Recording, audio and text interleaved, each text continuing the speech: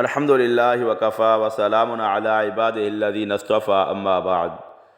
السلام علیکم ورحمۃ اللہ وبرکاتہ۔ واقعہ معراج یہ ایک عظیم الشان واقعہ ہے۔ دل چاہتا ہے کہ معراج کا سچا اور پیارا واقعہ بیان کیا جائے اور ایمان تازہ کیا جائے، اور اس میں جو حکمتیں ہیں اور ہمارے لیے تعلیم، سبق اور ہدایات ہیں انہیں حاصل کیا جائے۔ جب آپ صلی اللہ علیہ وسلم کی عمر مبارک 51 سال 8 مہینے اور 20 دن ہوئی، 51 سال 8 مہینے اور 20 دن ہوئی، تو مشہور قول کے مطابق نبوت ملنے کے 12ویں سال رجب کے مہینے میں 27ویں شب بروز پیر حضور صلی اللہ علیہ وسلم کو بیداری کی حالت میں روح مبارک اور جسم مبارک دونوں کے ساتھ معراج ہوئی، دونوں کے ساتھ۔ اللہ تعالیٰ نے معراج کا واقعہ قرآن کریم میں اختصار کے ساتھ بیان فرمایا ہے، اور وہ یہ ہے: اعوذ باللہ من الشیطان الرجیم، بسم اللہ الرحمن الرحیم، سبحان الذی اسری بعبدہ لیلا من المسجد الحرام الی المسجد الاقصی الذی بارکنا حولہ لنریہ من آیاتنا انہ هو السمیع البصیر۔ سورہ بنی اسرائیل آیت نمبر 1۔ پاک ہے وہ ذات جو اپنے خاص بندے محمد صلی اللہ علیہ وسلم کو رات کے تھوڑے سے حصے میں مسجد الحرام سے مسجد الاقصی تک لے گئی، جس کے ارد گرد ہم نے دینی اور دنیاوی برکتیں رکھی ہیں۔ دینی برکت یہ ہے کہ وہاں پچھلے انبیاء کرام علیہ السلام کا قبلہ ہے اور وہاں بکثرت انبیاء کرام مدفون ہیں، اور دنیاوی برکت یہ ہے کہ وہاں کثرت سے چشمے، نہریں اور باغات ہیں جن سے خوب پیداوار ہوتی ہے۔ مقصد یہ ہے کہ مسجد اقصی تک آپ کو اس واسطے لے جایا گیا تاکہ آپ کو آسمانوں کی سیر کرائیں اور وہاں کی خاص نشانیاں آپ کو دکھلائیں۔ مثلا مختصر سی مدت میں اس طویل مسافت کو طے کرنا، انبیاء کرام علیہ السلام سے ملاقات کرنا، آسمانوں پر جانا اور بے شمار عجائبات دیکھنا۔ بلا شبہ اللہ تعالیٰ بڑے سننے والے، بڑے دیکھنے والے ہیں۔ وہ جس کو چاہتے ہیں اپنی قدرت کی نشانیاں دکھلاتے ہیں۔ اسی طرح انہوں نے معراج کے ذریعے حضور صلی اللہ علیہ وسلم کو اپنا خاص قرب عطا فرمایا اور آپ کو بڑی عزت بخشی جو اس طرح کسی اور کو نہ ملی۔ قرآن کریم میں مسجد الحرام سے مسجد الاقصی تک تشریف لے جانے کا صراحتاً ذکر ہے، اور وہاں سے آسمانوں تک تشریف لے جانا اور وہاں کے عجائبات کا دیکھنا صحیح احادیث سے ثابت ہے، جو میں آپ کو عرض کر رہا ہوں۔ اسراء اور معراج کے معنی علماء کرام کے نزدیک مسجد الحرام سے مسجد الاقصی تک جانے کو اسراء کہتے ہیں، اور مسجد الاقصی سے سدرۃ المنتہا تک جانے کو معراج کہتے ہیں۔ معراج کے واقعے میں حضور صلی اللہ علیہ وسلم پہلے مسجد الحرام سے مسجد الاقصی تشریف لے گئے، پھر وہاں سے آسمانوں، سدرۃ المنتہا، بلکہ اس سے بھی اوپر اللہ جل شانہ کی بارگاہ میں حاضر ہوئے۔ معراج سے پہلے حضور صلی اللہ علیہ وسلم پر صرف 2 نمازیں فرض تھیں، ایک دن کے شروع میں فجر کی نماز، دوسری دن کے آخری حصے میں مغرب کی نماز۔ جب سورج اپنی روزانے کی مسافت طے کر چکا اور دنیا والوں سے بوجھل ہو گیا، مغرب کے کنارے ڈوب گیا، تو حضور صلی اللہ علیہ وسلم کا آسمانوں پر جلوہ افروز ہونے کا وقت آیا۔ آپ شام کی نماز مغرب سے فارغ ہو کر مکہ مکرمہ میں اپنی چچا زاد بہن حضرت ام ہانی رضی اللہ تعالی عنہا کے گھر آرام فرما رہے تھے۔ نیم خوابی کی حالت تھی کہ یکایک گھر کی چھت پھٹی اور چھت سے حضرت جبریل امین علیہ السلام نیچے اترے۔ آپ کے ہمراہ اور بھی فرشتے تھے۔ جبریل امین نے خادمانہ آداب ملحوظ رکھ کر حضور صلی اللہ علیہ وسلم کو بیدار کیا اور قدم مبارک پر ہاتھ لگا کر جگایا۔ آپ اٹھے اور ادھر ادھر دیکھا، مگر جب کسی کو نہ پایا تو آنکھیں بند کر لیں اور پھر سو گئے۔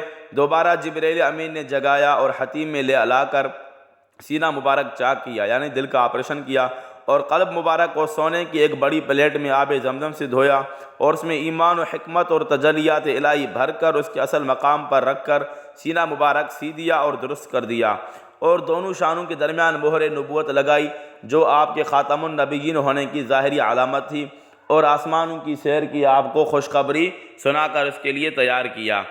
آپ کی سواری کے لیے جنت کا ایک جانور براق لایا گیا جو سفید رنگ کا تھا، گدھے سے بڑا اور خچر سے چھوٹا تھا، اور وہ اتنا تیز رفتار تھا کہ جہاں اس کی نظر پڑتی تھی وہاں قدم رکھتا تھا۔ چنانچہ پلک جھپکنے میں وہ سینکڑوں میل کی مسافت طے کرتا تھا۔ بیٹھنے کے لیے زین کسی ہوئی تھی اور منہ میں لگام پڑی ہوئی تھی۔ جب آپ اس پر سوار ہوئے تو وہ شوخی اور مستی کرنے لگا۔ جبریل امین نے کہا کہ اے براق یہ تجھ کو کیا ہوا؟ آج تک تیری کمر پر حضور صلی اللہ علیہ وسلم سے زیادہ کوئی مکرم اور محترم شخص سوار نہیں ہوا۔ یہ سن کر وہ شرم کی وجہ سے پسینہ پسینہ ہو گیا۔ آپ اس پر سوار ہوئے۔ حضرت جبریل علیہ السلام نے آپ کی رکاب پکڑی اور حضرت میکائیل علیہ السلام نے لگام تھامی۔ اس شان سے حضور صلی اللہ علیہ وسلم روانہ ہوئے۔ جب آپ اس براق پر سوار ہوئے اور مسجد الحرام سے منزل مقصود کی طرف روانہ ہوئے تو چلتے ہوئے ایسی زمین پر گزر ہوا جس میں کھجور کے درخت بہت زیادہ تھے۔ جبرائیل امین نے عرض کیا آپ یہاں اتر کر 2 رکعت نفل پڑھ لیجئے۔ آپ نے وہاں اتر کر 2 رکعت نماز ادا کی۔ جبرائیل امین نے عرض کیا آپ کو معلوم ہے آپ نے کس جگہ نماز پڑھی ہے؟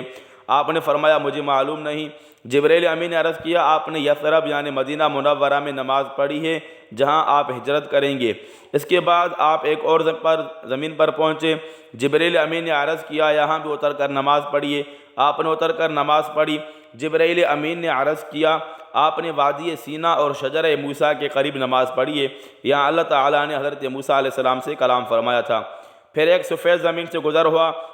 جبرائیل امین نے عرض کیا یہاں بھی اتر کر نماز پڑھیے۔ آپ نے اتر کر نماز پڑھی۔ جبرائیل امین نے عرض کیا آپ نے مدین میں نماز پڑھی جو حضرت شعیب علیہ السلام کے رہنے کی جگہ تھی۔ وہاں سے روانہ ہوئے اور ایک اور زمین پر پہنچے۔ جبرائیل امین نے عرض کیا یہاں بھی اتر کر نماز پڑھیے۔ آپ نے اتر کر نماز پڑھی۔ جبرائیل امین نے عرض کیا یہ مقام بیت اللحم ہے جہاں حضرت عیسیٰ علیہ السلام کی ولادت ہوئی تھی۔ آپ براق پر تشریف لے جا رہے تھے کہ راستے میں ایک بڑھیا پر گزر ہوا جو راستے کے کنارے پر کھڑی تھی۔ اس نے آپ کو آواز دی۔ حضرت جبرائیل علیہ السلام نے عرض کیا آگے چلیے، اس کی طرف توجہ نہ فرمائیے۔ آپ چلتے رہے۔ پھر ایک بوڑھا نظر آیا جو راستے سے ایک طرف کھڑا تھا اور آپ کو اپنے پاس بلاتا تھا کہ محمد صلی اللہ علیہ وسلم ادھر آئیے۔ حضرت جبرائیل امین نے عرض کیا چلیے۔ آگے چل کر آپ کا ایک جماعت کے پاس سے گزر ہوا۔ انہوں نے آپ کو ان الفاظ سے سلام کیا السلام علیکہ یا اول، السلام علیکہ یا آخر، السلام علیکہ یا حاشر۔ آپ پر سلام ہو اے سب سے اول، آپ پر سلام ہو اے سب سے آخر، آپ پر سلام ہو اے سب کو جمع کرنے والے۔ حضرت جبرائیل امین نے عرض کیا کہ آپ ان کے سلام کا جواب دیجئے۔ آپ نے جواب دیا۔ اس کے بعد حضرت جبرائیل امین نے سب کے بارے میں وضاحت کی کہ وہ بڑھیا جو راستے کے کنارے کھڑی تھی دنیا تھی۔ اب دنیا کی عمر اتنی تھوڑی سی رہ گئی ہے جتنی سے عورت کی عمر باقی ہے، اور وہ بوڑھا مرد جس نے آپ کو پکارا تھا شیطان تھا۔ دونوں کا مقصد آپ کو اپنی طرف مائل کرنا تھا۔ اگر آپ ان کو جواب دیتے تو آپ کی امت گمراہ ہو جاتی اور وہ دنیا کو آخرت پر ترجیح دیتی۔ اور وہ جماعت جس نے آپ کو سلام کیا وہ حضرت ابراہیم علیہ السلام اور حضرت عیسیٰ علیہ السلام اور حضرت موسیٰ علیہ السلام تھے۔ ایک روایت میں ہے کہ حضور صلی اللہ علیہ وسلم نے فرمایا شب معراج میں ایک سرخ ٹیلے کے قریب میرا گزر ہوا۔ میں نے دیکھا وہاں قبر میں حضرت موسیٰ علیہ السلام کھڑے ہوئے نماز پڑھ رہے ہیں۔ نیز میں نے دجال اور جہنم کے نگران کو بھی دیکھا جس کا نام مالک ہے۔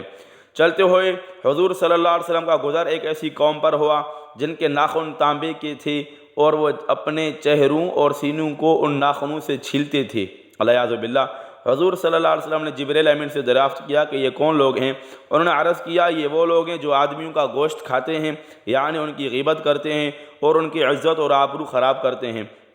حضور صلی اللہ علیہ وسلم کا گزر ایک ایسی قوم پر ہوا جو ایک ہی دن میں زمینیں بیج ڈالتے ہیں اور ایک ہی دن میں کھیتی کاٹ دیتے ہیں، اور کاٹنے کے بعد کھیتی پھر ویسی تیار ہو جاتی ہے جیسے پہلی تھی۔ آپ نے جبرائیل امین سے دریافت کیا یہ کیا ماجرا ہے اور یہ کون لوگ ہیں؟ جبرائیل امین نے جواب دیا یہ لوگ اللہ تعالیٰ کی راہ میں جہاد کرنے والے ہیں، ان کی ایک نیکی 700 گنا سے زیادہ ہو جاتی ہے، اور یہ لوگ جو کچھ بھی خرچ کرتے ہیں اللہ تعالیٰ اس کا نعم البدل عطا فرماتے ہیں۔ ایک روایت میں ہے کہ حضور صلی اللہ علیہ وسلم نے فرمایا حجامہ کے لیے چاند کی بہترین تاریخیں 17، 19 اور 21 ہیں، اور فرمایا شب معراج میں فرشتوں کی جس جماعت کے پاس سے میں گزرا سب نے مجھ سے یہی کہا کہ اے محمد حجامہ ضرور کروائیں۔ چلتے ہوئے حضور صلی اللہ علیہ وسلم کا گزر ایسے لوگوں پر ہوا کہ جن کے سر پتھر سے پھوڑے جا رہے تھے اور کچلے جا رہے تھے۔ جب وہ کچلتے جاتے تو پھر پہلی طرح حالت پر صحیح ہو جاتے اور پھر ان کے سر پھوڑے اور کچلے جاتے، برابر ان کے ساتھ یہی معاملہ ہوتا رہا۔ آپ نے پوچھا اے جبرائیل یہ کون لوگ ہیں؟ انہوں نے عرض کیا یہ وہ لوگ ہیں جو نماز نہیں پڑھتے۔ پھر حضور صلی اللہ علیہ وسلم کا گزر ایک ایسی قوم پر ہوا جن کی شرمگاہ پر آگے اور پیچھے کپڑوں کے ٹکڑے لپٹے ہوئے تھے، اور وہ اونٹ اور بیل کی طرح چر رہے تھے، اور وہ جہنم کے کانٹے اور پتھر کھا رہے تھے۔ آپ نے جبرائیل امین سے دریافت کیا یہ کون لوگ ہیں؟ انہوں نے عرض کیا یہ وہ لوگ ہیں جو اپنے مالوں کی زکوٰۃ نہیں دیتے۔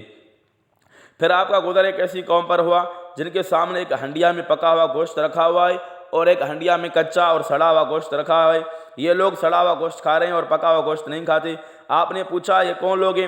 جبریل امین نے عرض کیا یہ آپ کی امت کے وہ لوگ ہیں جن کے نکاح میں حلال اور طیب بیوی موجود ہے، مگر وہ فاسقہ فاجرہ بدکار عورت کے پاس آئے اور ان کے ساتھ رات گزاری اور صبح تک اس کے ساتھ رہے اور اس کے ساتھ بدکاری وغیرہ کی۔ اسی طرح وہ عورت ہے جس کا حلال و طیب شوہر موجود ہے مگر وہ اس کا چھوڑ کر کسی زانی اور بدکار مرد کے ساتھ رات گزارتی ہے اور صبح تک اس کے ساتھ رہتی ہے اور وہ اس سے بدکاری کرتی ہے۔ تو دوستو یہ ہے جو ہے ہم نے آپ کو ایک اس کا پہلا حصہ بتایا۔ انشاءاللہ تعالی میں آپ کو آگے بھی معراج کا واقعہ عرض کروں گا۔ آپ جو ہے میرے دوسرے جو حصہ ہے معراج کے سچے واقعے کا انشاءاللہ اس کا آپ ویٹ فرمائیے۔ انشاءاللہ میں جلد ہی آپ کو معراج کے سچا واقعہ جو ہے مکمل انشاءاللہ تعالی ان پارٹوں میں تقسیم کر کے انشاءاللہ آپ کو بتاؤں گا۔ ابھی مجھے اجازت دیجیے، پھر انشاءاللہ اگلا جو پارٹ ہے انشاءاللہ اس میں ملیں گے۔ السلام علیکم ورحمۃ اللہ وبرکاتہ۔